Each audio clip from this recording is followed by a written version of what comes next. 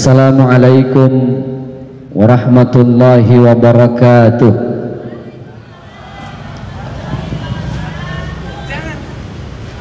Alhamdulillah, thumma alhamdulillah, assalatu wassalamu ala rasulillah, la hawla wa la quwwata illa billah.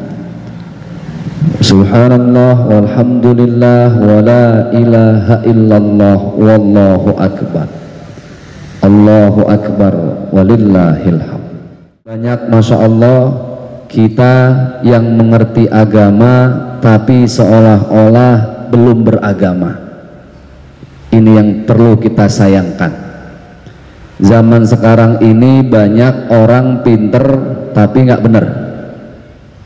Kira-kira kita kalau punya temen bang, enak yang pinter tapi nggak bener, apa yang bener tapi nggak pinter? Nah, ini keder loh pak. Yang paling bagus orang pinter jadi bener. Ada temen pinter nggak bener, kita dipinterin pak. Masih mending temen yang bener walaupun nggak pinter, berarti masih jujur. Berbicara tentang hal ini maka sangat sepadan dengan apa yang kita berikan tema tentang kali ini, yaitu doa untuk Tangerang. Tangerang ini hanyalah bagian sedikit dari bumi pertiwi Indonesia.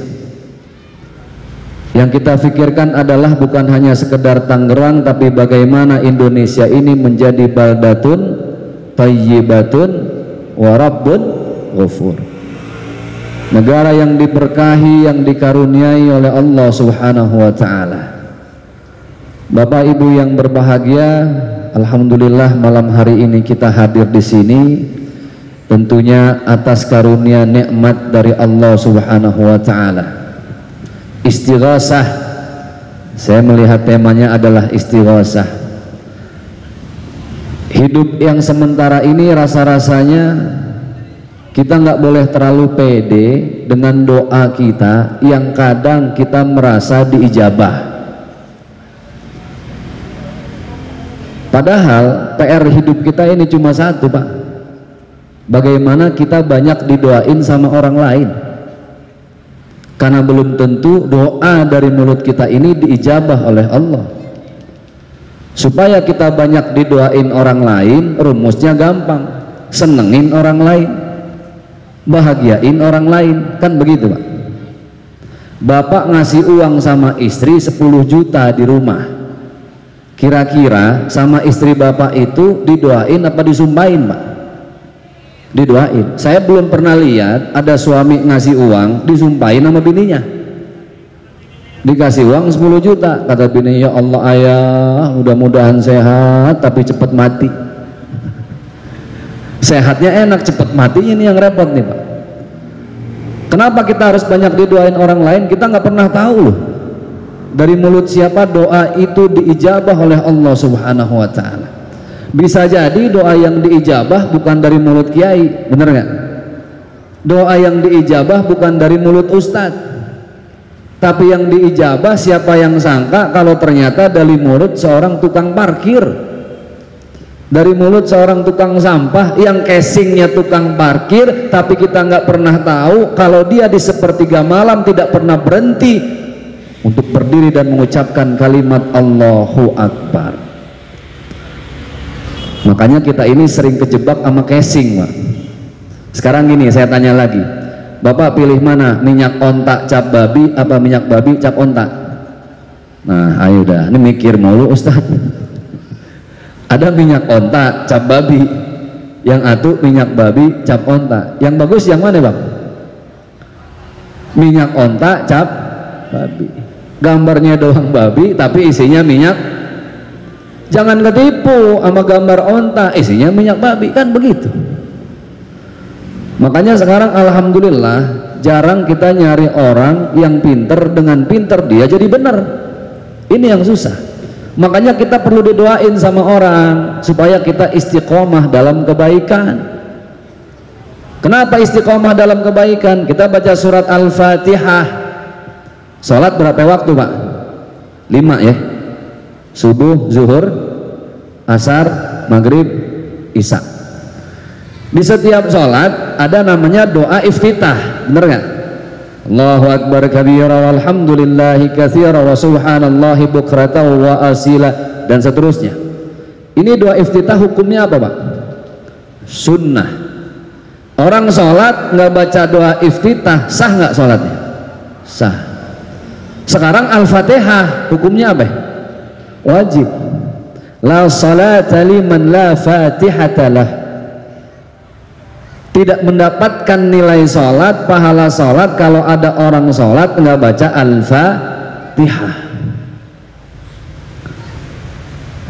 Kita nggak akan bahas per ayat, tapi yang sering kita baca surat Al-Fatihah ini ada satu doa. Ini kan tentang doa Tangerang untuk negeri. Kita nggak sadar kalau ayat ini adalah doa ihdinas siratal mustaqim. Ya Allah, tunjukkanlah kepada kami jalan yang lurus.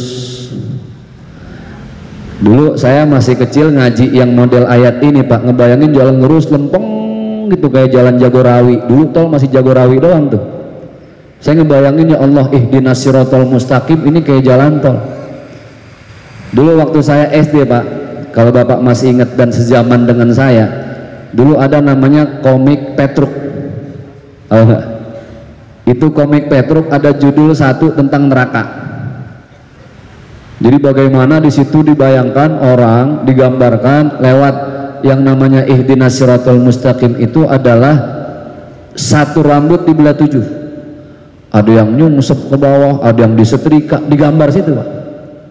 Padahal ihdinas siratal mustaqim, Syekh Mutawalli Asy'arawi dalam kitab tafsirnya menjelaskan, ya Allah, tunjukkanlah kepada kami bukan cuma jalan yang lurus. Ihdinas siratal mustaqim itu adalah jalan yang kami istiqomah dalam kebaikan di dalamnya. Itu yang susah Pak. Istiqomah itu berat ya. Istiqomah tahu Pak? Bukan istri 4 dikontrakin rumah ya. Istiqomah itu mantep, konsisten. Ihdinas siratal mustaqim. Contoh, sebaik-baiknya zikir itu bukan zikir yang habis dengerin ceramah nih kata Ustadz, zikir kalau kita mau hutang lunas zikir, baca salawat. Padahal Pak, urusan utang gampang, satu-satunya amalan, ini saya kasih tips ya, ini ilmu. Satu-satunya amalan kalau Bapak utang mau lunas cuma satu, bayar. Biar zikir 1000, salawat 1000, kira-kira kalau nggak bayar lunas nggak tuh utang Pak? Kagak. Makanya ihdinas siratal mustaqim ini ya Allah, beri kami kekuatan untuk istiqomah dalam kebaikan. Itu yang susah. Habis dengerin ceramah zikir 1000, salawat 1000, pulang dari sini langsung Pak, oh masya Allah besok 1000, habis salat 1000, habis subuh 1000, habis zuhur 1000, besoknya nggak zikir lagi. Kenapa nggak zikir? Bibirnya jeding Pak Ustaz. Kenapa? Kebanyakan zikir. Kita lupa kalau sebaik-baiknya zikir, kata baginda Rasulullah SAW apa? Khairul a'mal adwamuha wa in qalla. Sebaik-baiknya amalan kita, kebaikan apapun bentuknya, itu yang sedikit tapi istiqomah. Adwamuha wa in qalla. Dia itu berketerusan walaupun cuma sedikit. Makanya ulama-ulama zaman dahulu masya Allah Pak, zikir itu nggak pernah lepas dari lisannya. Setiap zuhur subhanallah alhamdulillah wala ilaha illallah allahu akbar 5 udah, salawat 5. Zikir salawat orang dulu Pak, kakek saya tuh nggak pernah bisa lepas zikir salawat sedekah tiap hari. Bukan masalah zikir salawat sedekahnya doang, istiqomahnya ini yang susah Pak. Kita ini ingat sama Allah lempengan 2 hal doang Bang, lagi susah sama mau mati. Betul nggak? Orang kalau lagi susah Allah berasa deket banget ya. Makanya orang susah baru gampang ngucapin ya Allah, deket. Tapi kalau lagi seneng jarang ingat sama Allah. Yang kedua, orang kalau udah mau mati baru ingat Allah, Pak. Bisa jadi termasuk saya. Ada anak muda nih, nggak pernah sholat, puasa Ramadan boro-boro, sedekah dia kagak paham, belajar ilmu agama alergi, pokoknya nggak pernah ingat Allah. Suatu saat dia naik pesawat, di pesawat di atas hujan gede, petir menggelegar, tuh pesawat oleng mau jatuh. Kira-kira nih anak muda yang nggak pernah sholat, nggak pernah ingat Allah, dia akan teriak, yang dia teriakin nama siapa, Bang? Allah. Teriaknya paling kenceng, Bang. Allahu Akbar. Kenapa? Paling takut. Ini malaikat paling gedek sama yang begini nih. Tuh ada malaikat di belakang dikepet, lo kemarin kemana aja lo? Udah mau mati lo baru ingat Allah. Ya begitulah kita. Makanya jadi orang Islam itu indah. Kenapa? Orang Islam itu hatinya satu. Di hati ini kan rasanya banyak. Hati satu, di dalamnya banyak rasa. Permen apa itu, Pak? Permennya satu tapi rasanya banyak. Hafal ya. Itu masih ada nggak tuh permen? Ada ya. Permennya satu, rasanya banyak. Orang kalau lagi ngemut permen nano-nano gampang, ciri-cirinya meremelek aja, termanis, terpahit, terasem gitu ya. Permennya satu, rasanya banyak. Hati satu, rasanya banyak. Tapi hebatnya orang Islam ini, Bang, hatinya satu tapi rasa yang hadir itu banyak. Setiap rasa kita kembalikan kepada Allah, diajarin kita dari kecil. Contoh, ini kalau malam minggu biasanya jalan-jalan keluar kota, orang pilih kemana, Bang? Keluar kota. Bang masih hidup, Bang? Puncak ya, kita ke puncak, ke Masjid At-Ta'awun tuh. Saya waktu masih sering naik motor sama almarhum Uje, ya begitu, Pak, malam minggu puncak turun lagi. Kita orang Islam enaknya apa? Lihat pemandangan, takjub dengan pemandangan, berdoa tuh nggak sadar lisan kita ngucapinnya apa? Subhanallah atau Masya Allah. Terucap Subhanallah, maha suci Allah. Ibu-ibu jalan-jalan nih sekarang yang lagi rame, misalnya daerah Sentul, nggak harus ke puncak udah macet, takjub Subhanallah. Pulang dari puncak tiba-tiba dapat berita di WhatsApp, ada tetangga meninggal, sedih apa bahagia? Sedih. Kalau ada tetangga meninggal bahagia, berarti emang musuh bebuyutannya itu. Kalau orang benci kan begitu, Bu Haji, ya Allah, Pok Momon tetangga kita yang mati, innalillahi, alhamdulillah katanya. Ketika ada rasa sedih dalam hati, jadi orang Islam langsung balik lagi ke Allah. Apa kalimatnya? Inna lillahi wa inna ilaihi raji'un. Dulu saya pernah mau nguburin, udah gotong jenazah, Bang. Kan kalau keranda ada tulisannya ya, inna lillahi wa inna ilaihi raji'un.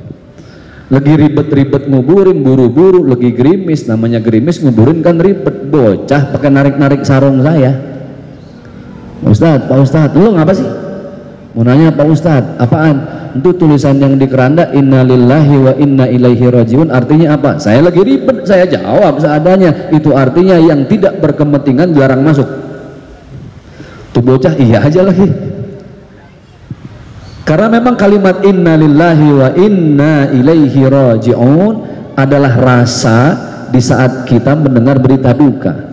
Ingat lagi Allah. Ibu nyampe di Jakarta, tetangga meninggal, nyelawat. Habis nyelawat pulang, suami tahu ibu lagi sedih. Tiba-tiba nggak tahu, nggak ada petir, nggak ada keledek, suami ngasih uang 5 juta, jebret. Ibu ngucapinnya apa? Alhamdulillah. Ini paling paseh nih. Kalau di urusan duit sama rezeki ini paling paseh, alhamdulillah. Ingat lagi sama Allah. Kita janjian sama orang, belum tentu kita bisa masih hidup besok. Maka kalimat yang pantas kembalikan kepada Allah dengan kalimatnya apa? Insya Allah. Jadi orang Islam dikit-dikit Allah, dikit-dikit Allah, dikit-dikit Allah. Kita nggak sadar kalau kita lagi doa. Maka sebenarnya Pak, hidup kita itu dari doa ke doa. Dulu kita lahir, didoain nggak? Didoain. Diazanin nggak? Diazanin. Pas kita lahir, kitanya nangis. Semua bayi lahir nangis. Saya sih belum pernah ya, nggak tahu di Tangerang ada nggak bayi keluar cengengesan Bang. Nggak ada, pasti nangis. Dulu saya mikir, kenapa ya Allah mentakdirkan semua bayi pas lahir nangis? Jawabannya saya dapat di pesantren. Ada satu kitab yang bilang kalau ternyata setiap manusia ditakdirkan menangis, pertama itu tanda sehat. Makanya Pak, kalau ada bayi keluar diem aja, ini curiga. Biasanya kalau dokter ketemu sama bayi yang diem aja, kalau kata orang Betawi, bayinya diunyeng-unyeng Pak. Do nggak diunyeng-unyeng ya? Digoyang-goyangin supaya dia nangis, karena nangis tanda bayi sehat. Terus yang kedua, kitab itu bilang, kenapa bayi nangis? Karena bayi pikirannya jernih, hatinya bersih. Jadi dia tahu kalau dia akan tinggal di tempat yang cuma sementara. Suatu saat bakal dia tinggalin lagi. Itulah kenapa dia menangis. Hatinya bersih, pikirannya jernih, belum ada noda, belum dikotori oleh apapun, belum ada dosa, khilaf dan salah, dia masih bersih, makanya dia nangis. Tapi lihat, ketika bayi menangis, semua orang yang ada di sekitarnya bahagia. Bener ya Bu? Kata si bapak, alhamdulillah gue punya anak lagi. Anak yang berapa Pak? Ke-12 Pak. Paman seneng ada punya ponakan baru, nenek seneng baru ada cucu lagi, seneng, padahal yang lahir nangis. Maka sebaliknya nanti ketika kita kembali kepada Allah, buatlah sebaliknya. Bukan kita yang menangis, tapi kita bahagia menghadap Allah karena amalan yang sudah begitu banyak kita lakukan dengan niat lillahi ta'ala. Dan di saat orang sudah melakukan amalan banyak lillahi ta'ala, dia jadi manusia baik, dia jadi manusia saleh, saya yakin orang meninggal dalam keadaan tertawa, pasti semua orang dalam keadaan menangis. Kan terbalik tuh, waktu lahir kita nangis, semua orang ketawa. Pas kembali kepada Allah bikin sebaliknya, kita yang ketawa karena amalan kita, biarkan semua orang menangis. Itu orang baik Bang. Almarhum Uje, masih ingat ya? Meninggal umur 40. Saya ingat banget bagaimana se-Indonesia, mungkin saat itu belum ada YouTube, belum ada Instagram, tahun 2013 disolatin di Masjid Istiqlal, berbondong-bondong manusia ingin menyolatkan manusia baik, diantarin sampai kuburan. Kemudian almarhum Habib Mungzir Al-Musawwa, Majlis Rasul, lihat orang yang baik Pak, walaupun jasadnya udah dikubur, tapi saya yakin kebaikan tidak akan pernah terkubur. Uje hampir 10 tahun meninggal dunia, tapi kebaikan yang masih sering kita sebut sampai sekarang. Almarhum Ustadz Arifin Ilham belum lama meninggal, sakit, jasadnya udah terkubur, tapi pesantren yang masih ada ilmunya terus mengalir. Belum lama lagi almarhum Syekh Ali Jaber meninggal di umur yang sangat muda, 44 tahun.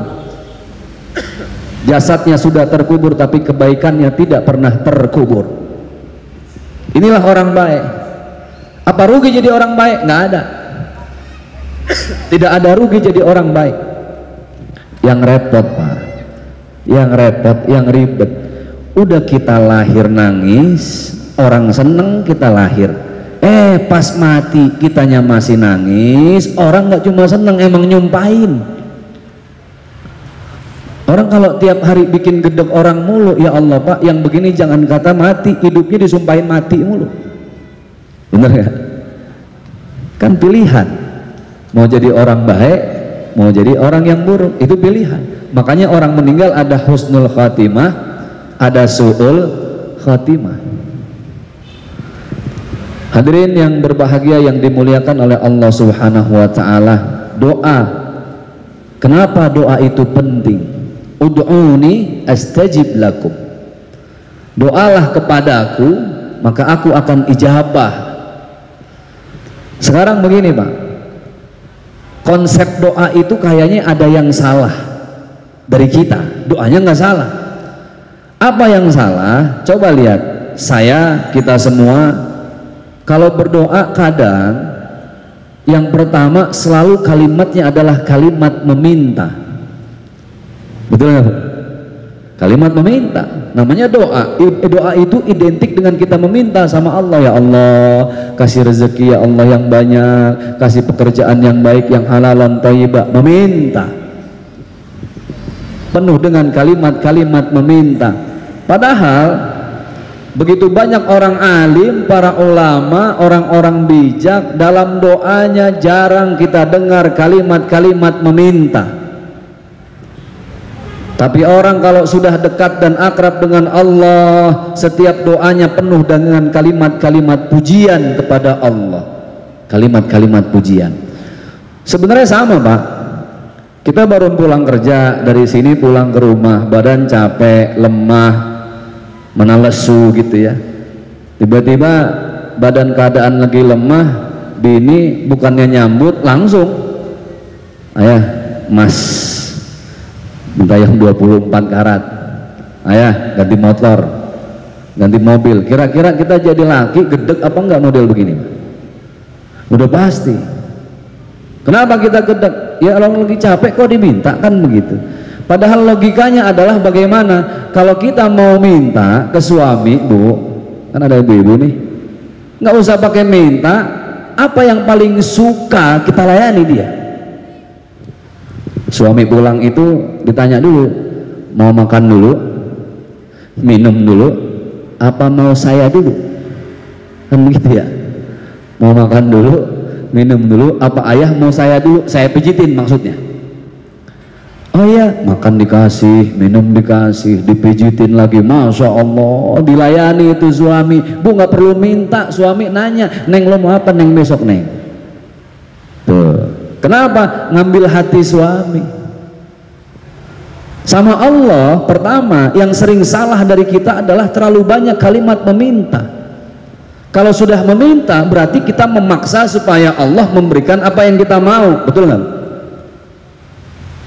Ya Allah, mudahkan jalan saya ya Allah ke tanah suci, sehatkan badan saya ya Allah. Ini kalimat yang indah, redaksinya meminta. Ada satu cerita, Pak, di zaman Imam Malik. Jadi kalau mazhab itu ada 4 ya, Syafi'i, Maliki, Hambali, Hanafi. Di zaman Imam Malik ini kalau udah ngajar di Masjidil Haram, wah muridnya banyak, ribuan. Suatu hari sebelum ngajar dia bilang sama muridnya, yuk temenin saya tawaf dulu, sebelum ngajar saya mau tawaf dulu, tawaf sunnah. Tawaf dia, putaran pertama dia ngelihat itu satu tempat di pojok Ka'bah, namanya Multazam.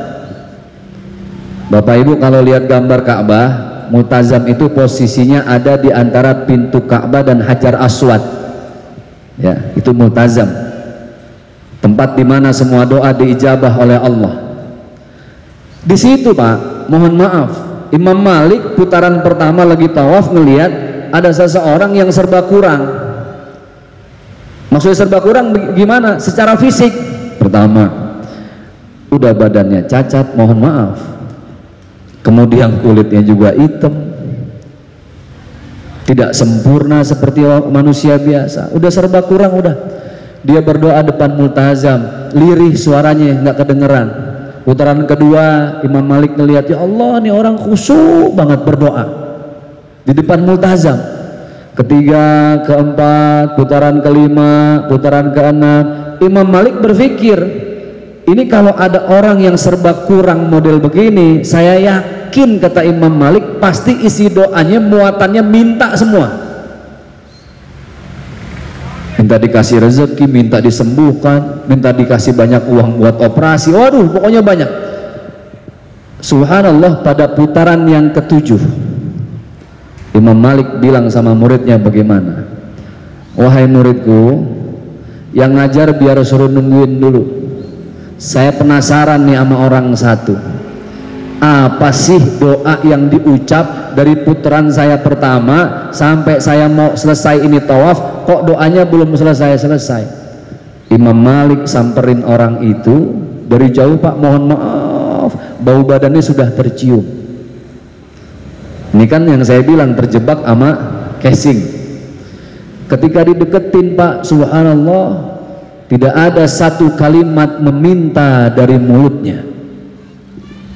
Jadi dari mulai putaran pertama, kedua, ketiga sampai ke 6 bahkan terakhir, itu Imam Malik di putaran terakhir dengar tidak ada satu kalimat meminta yang keluar dari lisannya. Apa yang didengar? Hamdan yuwafi ni'amahu wa yukafi'u mazidah, ya Rabbana lakal hamdu kama yanbaghi li jalali wajhikal karim wa li azimi sultanik. Kemudian diterjemahkanlah kitab itu dalam bahasa Indonesia. Dia berdoa apa? Ya Allah, terima kasih ya Allah atas segala karunia dan anugerah yang Kau titipkan pada saya. Lihat, Pak, kondisi orang yang serba kekurangan begitu secara fisik, dia masih bisa memuji Allah dengan kalimat ucapan terima kasih ya Allah, Engkau sudah berikan rezeki yang begitu dahsyat. Padahal kalau dilihat dari fisiknya, Pak, apa yang lebih kurang? Iya.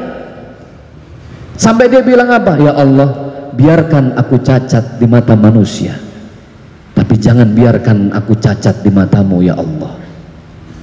Coba lihat betapa orang yang dilihat manusia serba kurang gak pernah minta sama Allah. Kita yang tidak ada kurangnya, laqad khalaqnal insana fi ahsani taqwim, disempurnakan. Kalau doa minta terus. Makanya sebaik-baiknya doa itu adalah doa dengan pujian. Yang pertama. Yang kedua, kalau berdoa itu sebenarnya apa boleh kita memaksa sama Allah apa yang kita mau? Boleh, silahkan, itu hak kita. Tetapi ada kalimat yang begitu indah dari Sayyidina Umar. Apa kata Sayyidina Umar? Ya Allah ya Karim, aku selalu pasrah dengan apa yang Kau berikan dan Kau titipkan dalam hidupku. Kita ini kan kalau berdoa, Pak, sering maksa minta sama Allah, betul nggak? Ketika Allah nggak kasih yang kita minta, kecewa nggak? Kecewa. Makanya urusan pemilihan umum yang sebentar lagi nih, ya nggak? Ya tugas kita cuma ikhtiar, usaha. Tadi saya ngobrol sebentar, wah ini paling rame ini 2024 nih, bakal seru ini, karena kan nggak ada incumbentnya ya Pak ya, semuanya bersaing. Pasangan baru semua.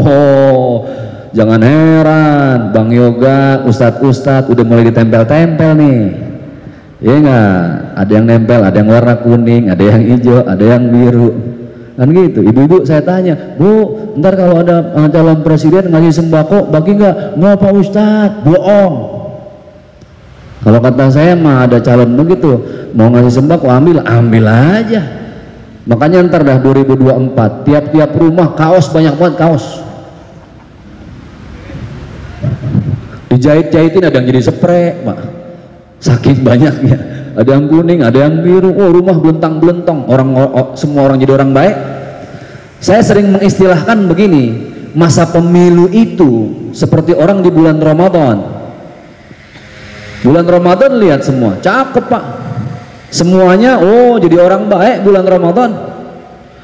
Ada yang bilang begini, bulan Ramadan mah pura-pura doang jadi orang baik. Saya mikirnya jangan begitu, masih untung ada bulan Ramadan, betul nggak?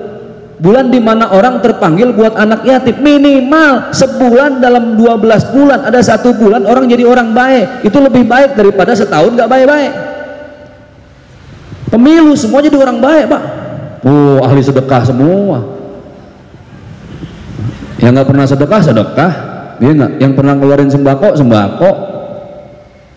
Nah, cuman saya sering bilang kalau saya ceramah kemana-mana, kalau bisa, ini jelang pemilu, kita niatin apa? Niatin udah belajar sedekah. Ntar pas pemilu itu sedekah udah jadi kebiasaan, ya alhamdulillah. Pemilu selesai, sedekahnya jalan terus, kan itu yang cakep. Ini kalau udah ngomongin masalah warna Pak, saya suka heran. Pelangi kenapa bisa indah? Beda warna tapi masih mau nyatu. Itu.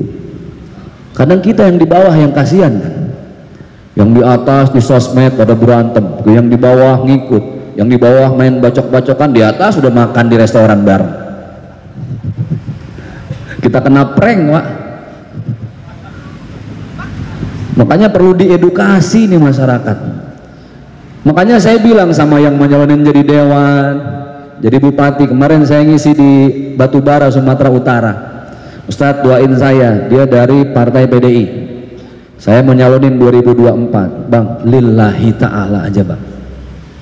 Saya selalu bilang gitu, kalau bukan kita yang mewarnai mereka siapa Pak? Kalau orang begini kan bagaimana sampingnya? Kalau kita jadi kompor cawang, meleduk dia Pak. Udah Bang, naik Bang, ajar Bang, gitu kan. Tapi kalau kita bagian ngademin enak, Ustadz, kalau saya nanti bagi-bagiin Al-Quran, boleh, lillahi ta'ala. Mau bagiin Al-Quran, cuman jangan pasang foto di Al-Quran. Kan begitu. Silahkan aja lillahi ta'ala, saya bilang. Orang kalau lillahi ta'ala Bang nyalonin enak. Contoh, jangankan nyalonin jadi presiden yang paling tinggi ya, dewan, sedekah Pak, sedekah. Ini ngomongin sedekah kan harian, ringan. Sedekah kalau niatnya nggak lillahi ta'ala, stres Pak. Mohon maaf ya Ustadz, saya mau sedekah motor nih Pak Ustadz, karena ntar katanya 2 minggu lagi dapat mobil nih Pak Ustadz. Kalau niatnya mobil, sedekah motor disedekain nih gue sedekain ya motor. 2 minggu mobil kagak nyampe-nyampe, sakit hati. Udah motornya hilang, mobil kagak dapat, pahala amsyong. Betul nggak? Maka hidup yang paling nikmat itu apa? Lillahi ta'ala. Sedekah kalau lillahi ta'ala hati adem Bang. Sedekah lillahi ta'ala. 2 minggu tetangga ngasih mobil Avanza lah bonus. Dan namanya bonus dapat syukur enggak ya nggak ngaruh, betul nggak? Karena pahala udah nungguin. Sedekah jadi investasi akhirat. Ini yang repot, kita sedekah banda kepengen banda. Bandanya dapat nggak jadi investasi akhirat, bandanya nggak dapat sakit hati. Pemilu sama, maka edukasi spiritual ini penting buat siapa? Buat yang mau mencalonkan diri. Udah lillahi ta'ala aja udah. Kalaupun dia bagi-bagi sembako udah sedekah, cuman jangan di situ doang, mau menang mau kalah istiqomah lah dalam bersedekah, kan gitu. Nah hal-hal ini yang perlu disampaikan sebenarnya Pak, supaya apa? Supaya Indonesia ini adem Pak. Lah emak-emak di kampung apa sih yang ditungguin? Duit bukan segalanya, tapi segalanya dibeli pakai duit Pak. Benar nggak Bu? Ibu beli kerudungan pakai apa? Duit. Beli pulsa pakai apa? Duit. Jalan kemari nih pakai apa? Kaki. Ada jalan pakai duit ya. Nah, jadi ini niat Pak. Innamal a'malu binniyat wa innamal likulli imri'in ma nawa. Yang ngurusin pemilu lillahi ta'ala juga udah. Kita mau kemana sih? Tiap hari lillahi ta'ala kita diasah lewat apa? Sholat subuh, sholli fardhu subhi rakaataini mustaqbil qiblati adan makmuman lillahi ta'ala, sebut lagi. Zuhur ujungnya lillahi ta'ala lagi. Iftitah inna sholati wa nusuki wa mahyaya wa mamati lillahi rabbil alamin, lillahi rabbil alamin lagi, kan sama, inline, satu frekuensi antara lillahi ta'ala dan lillahi rabbil alamin. Ini Pak, niat baik. Yang susah tuh niat baik. Makanya saya kemana-mana saya sampai hati-hati dengan 2024. Jangan cuma gara-gara beda partai kita nggak negor sama tetangga. Itu yang nggak boleh. Nggak negor. Cuma gara-gara beda partai Pak, ya Allah, jadi kemana-mana tuh spektrumnya meluas. Gara-gara beda partai gosip, fitnah, gibah dah. Udah tahu nggak yang mana yang rumahnya gede, wah mengepet. Itu gara-gara beda partai Pak, hati jadi busuk. Nah ini yang perlu disampaikan apa? La yahillu li muslimin, tidak dihalalkan bagi seorang muslim ayah juro akhahu, mendiamkan saudaranya fauqa thalathi layalin, lebih dari 3 malam. Ini kan hal-hal mendasar yang harus ada. Kita boleh beda partai, saya sering sampaikan di mana-mana, kita malu lihat 5 jari Pak. 5 jari bentuknya beda, fungsinya beda, tapi akur. Jempol paling ujung gemuk, gede, pendek. Ini tergantung posisi nih bang. Kalau begini mantap, cemen nih. Telunjuk agak tinggi, makanya sombong dia. Nunjuk-nunjuk, marah-marah, maki-maki. Apa lu? Ini lu bawa ke sono ya. Ono bawa kemari lu macam-macam sama gue lu. Nih ngancem nih. Saya belum pernah lihat ada orang ngancem ngajak berantem pakai jempol pak. Berani sama gue, ayo sok mau nggak tuh tusuk. Jari tengah pak, jangan keluar pak. Ini kode nih. Ini anak STM kalau ini keluar, waduh berantem pak. Habis urusan udah. Zaman sekarang viral, yang bisa berhentiin anak STM tawuran cuma emak-emak doang. Polisi lewat. Emak-emak kalau udah turun tangan pak, dunia kelar semua udah. Cuma ini satu-satunya makhluk bumi kalau udah di atas aspal, sen kanan belok kiri, dia doang udah tuh. Aduh, dia yang salah, galakan dia lagi. Nih jari tengah, jari manis. Kenapa dibilang jari manis? Karena dia nggak pernah kerja, makanya manis. Itulah kenapa dia disuruh gotong cincin pak, supaya ada kerjaan yang nggak nganggur. Kata yang lain, enak banget lu diem aja lu kerja nih gotong cincin. Kelingking, wes jangan dilihat kecilnya, jangan lihat casingnya. Biar kata kecil, cabai rawit bang, multifungsi. Ini cleaning service paling mantep nih. Cuma ini yang bisa bikin kita di pojok kamar meremlek ini doang nih pak. Beda fungsi, beda bentuk, tapi lihat akur nih kalau lagi megang mic begini, ya enggak? Politik jangan dibawa baper. Itu yang perlu dididik ke masyarakat. Spiritualnya harus mantep. Ini 2024 nggak bisa kita hadapi tanpa spiritual pak. Habis semua pak. Makanya saya berharap sosialisasi bukan hanya sosialisasi tentang bagaimana teknis pemilu, tapi tadi nilai-nilai dasar. Manfaatkan ustadz-ustadz di kampung-kampung, tebarkan kedamaian, sebarkan kenyamanan, jangan ada intimidasi dan lain sebagainya. Apalagi sekarang sosmed pak, zaman politik pak, nitip uang sama nitip omongan beda. Nitip uang 500.000, nyampainya goceng. Nitip omongan lebay, nitipnya 5 meter, nyampainya 5 kilo. Lo bagaimana nggak jadi fitnah, betul nggak? Makanya hati-hati nih. Saya kemana-mana udah saya mulai sampein, hati-hati. Maaf, urusan politik 5 tahun, 2024 sampai 2000 berapa? 29. 2024, 2009, 5 tahun kelar udah pak. Berantemnya 3 minggu, tuntutan akhiratnya, masya Allah. Saya sering bilang juga begini, Rasulullah sering ngingetin kita. Ini saya pakai baju koko nih pak, kancing 1, 2, 3, 4, 5, 6. Ntar di akhirat, satu kancing Allah akan pertanyakan dari mana dan dipakai untuk apa.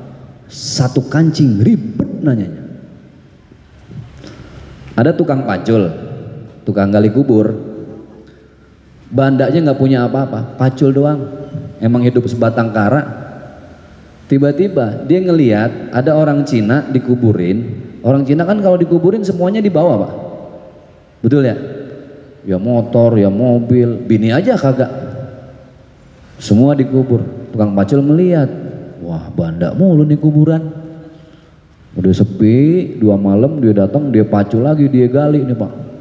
Saking dalamnya gerah dia pak, capek duluan, ngasoh pingsan di situ, tidur dia, istirahat, kecapean belum ketemu tuh.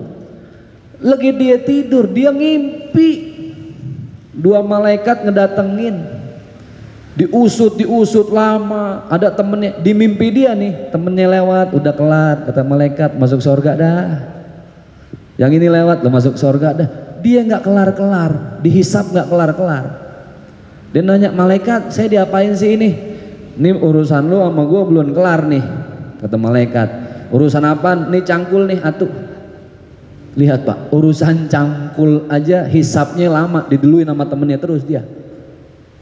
Bangun dia udah kagak jadi tuh ngambil banda orang Cina. Ditanya, lo ngapa bang nggak jadi? Ya jangan dah, jangan kata ngambil banda orang, pacul gue jadi ribet. Makanya saya sering bilang, kalau nggak lillahi ta'ala, menjabat nggak jadi apa-apa, mencalonkan nggak jadi apa-apa, lillahi ta'ala aja udah, lillahi ta'ala. Udah paling enak pak, ikhlas lillahi ta'ala. Makanya lihat surat An-Nas, kenapa dinamain An-Nas? Karena di ayatnya ada Qul a'udzu birabbin nas, namanya An-Nas, di ayatnya ada An-Nas.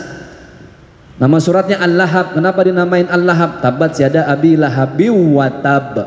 Lahab. Orang kampung bilangnya bukan surat Al-Lahab, surat Tabat. Nama suratnya Al-Fil, orang kampung bilangnya surat Alam Taro. Kenapa nama suratnya Al-Fil? Karena ada kalimat Al-Fil, alam tara kaifa fa'ala rabbuka bi ashabil fil. Tapi lihat surat Al-Ikhlas pak, ada nggak kalimat ikhlasnya? Qul huwallahu ahad, Allahus samad, lam yalid walam yulad walam yakul lahu kufuwan ahad. Nggak ada ikhlas. Bapak kalau mau belajar ikhlas dari mana? Gampang banget pak, orang ikhlas banyak di samping kita. Oh yang benar Ustadz, benar. Siapa orang yang paling ikhlas di dunia? Banyak di samping kita. Siapa? Orang yang pagi-pagi lagi buang hajat. Orang pagi-pagi, ibu tadi bapak buang hajat nggak pagi-pagi? Saya tanya, ikhlas nggak? Redo nggak pak?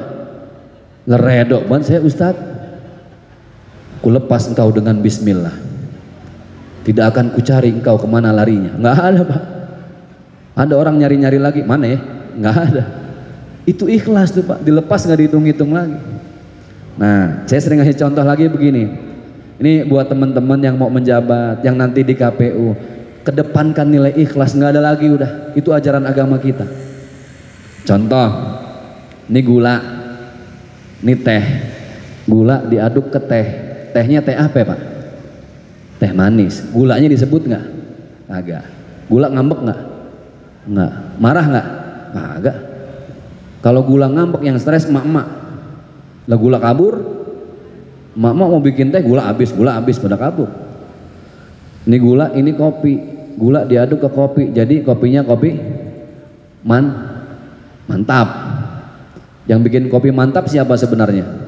Gula. Disebut lagi nggak gula? Agak. Ikhlas dia. Ini gula, ini terigu, jadi adonan, masukin ke oven, keluar, jadi kue, tengahnya bolong, namanya apa? Donat, donatnya lezat. Gula disebut nggak? Agak. Lempengan ada aki-aki, kakinya bengkak, ke rumah sakit berobat, divonis sama dokter, kena penyakitnya penyakit gula. Kata gula, suwe banget ya. Yang enak-enak gue kagak diajak, lempengan orang sakit gue diseret-seret aja, diajak-ajak. Pertanyaannya pak, ini yang penting, this is the point. Pertanyaannya, gula kapok nggak bikin teh jadi manis pak? Enggak. Gula kapok nggak bikin kopi jadi mantap? Enggak.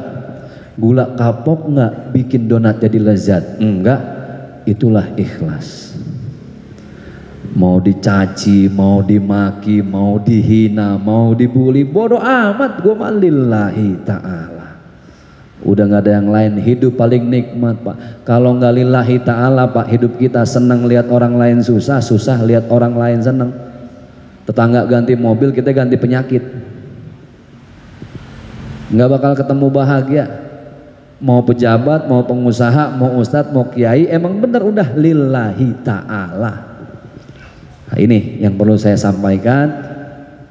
Mari sama-sama pemilu, jelang pemilu 2024 ini kita luruskan niat supaya apapun kepentingan kita dalam proses ini, yang mencalonkan, yang di KPU, yang nanti punya banyak kerjaan dalam hajat negara ini, satu pak, lillahi ta'ala, supaya apa? Supaya jadi investasi akhirat. Sayang keringat kalau nggak jadi investasi akhirat, sayang capek nggak jadi investasi akhirat. Sebaik-baiknya dunia itu adalah dunia yang menjadi investasi akhirat kita. Maka saya cuma berpesan buat saya dan kita semua, jelang pemilu ini mari sampaikan, kalau bisa para ustadz, para kiai ya, kita lebih mengademkan masyarakat supaya tetap dia dewasa dalam menjalani pemilu. Karena kan sekarang nih Maaf Pak kalau nggak salah, saya sih nggak ngikutin ya, tapi memang udah ada yang mulai start ya kan ya. Artinya calon-calon presiden itu kan saya lihat di Facebook juga sudah mulai ada yang banyak ke daerah-daerah kan. Nah ini yang perlu disampaikan, mudah-mudahan saja pemilu ini jadi wasilah kita untuk mengumpulkan amal jariah sebanyak-banyaknya. Tenangkan hati sendiri, tenangkan hati keluarga, tenangkan hati masyarakat. Untuk apa? Untuk pemilu ini kalau tidak dihadapi apalagi 2024 dengan hati yang adem, pikiran yang tenang Pak. Mau jadi apa negara ini kalau bukan dengan kedewasaan dalam bernegara. Hadirin Bapak Ibu yang berbahagia yang dimuliakan oleh Allah, istighosah tadi sudah kita laksanakan, harapannya cuma satu, mudah-mudahan semua hajat kita ini baik lillahi ta'ala.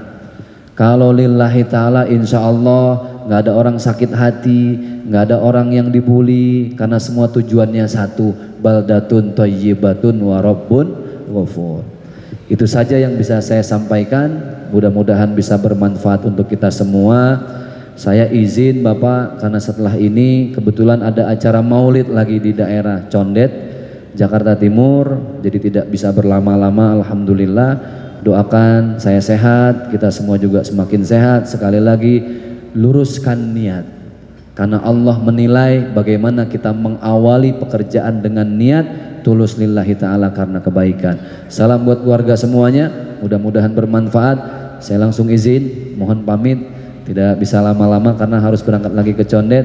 Terima kasih. Usikum wa iyaya bitaqwallah, billahi taufiq wal hidayah. Wassalamualaikum warahmatullahi wabarakatuh.